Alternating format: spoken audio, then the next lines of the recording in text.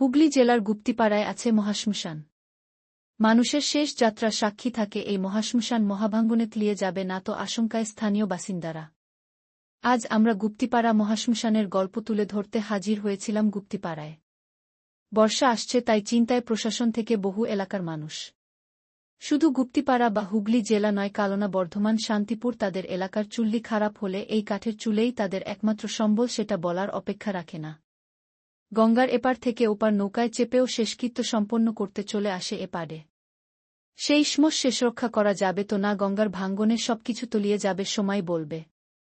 সাজানো গোছানো ঝা চকচকে সন্ধ্যা আরতির জায়গা, বসার জায়গা, বিশ্রামাগার গুপ্তিপাড়ার মহাশ্মশানে না এলে বোঝা যাবে না, তাই এলাকার মানুষের সময় কাটাবার কেন্দ্রবিন্দু এই শ্মশান। আছে দেয়াল চিত্র, তবে এই শ্মশান বাঁচাতে শুধু রাজ্য সরকার এবং স্থানীয়দের উদ্যোগ থাকলেই চলবে না।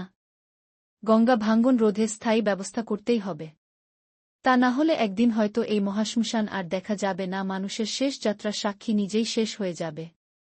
আর এই মহাশ্মশান থাকবে বলে মনে হয় না। কেন্দ্রীয় সরকারের প্রতিনিধি দল গঙ্গা ভাঙন রোধে শ্মশান বাঁচাতে পরিদর্শনে এসেছিলেন কিছুদিন আগে এই বলাগড় গুপ্তিপাড়ার এলাকার, কিন্তু কাজ না হওয়া পর্যন্ত কেউই আশাবাদী নয়। একটাই আশার বিষয়, নদীর এপার ভাঙ্গে ওপার গড়ে একসময় ভেঙেছে এপার, এবার ভাঙছে ওপার। আপনারা জানেন গুপ্তিপাড়া, বলাগড়, চর, কৃষ্ণভাটি এসব এলাকা ভাঙ্গন প্রবণ এলাকা। রোজ নামতার একটা পার্ট বললেও ভুল হবে না। মহাভাঙ্গনে একবার শেষ হতে হতেও বেঁচে গেছে কিছুদিন আগে বেশ কিছুটা অংশের অলি বালি ধুয়ে নেমে যায় গঙ্গায়।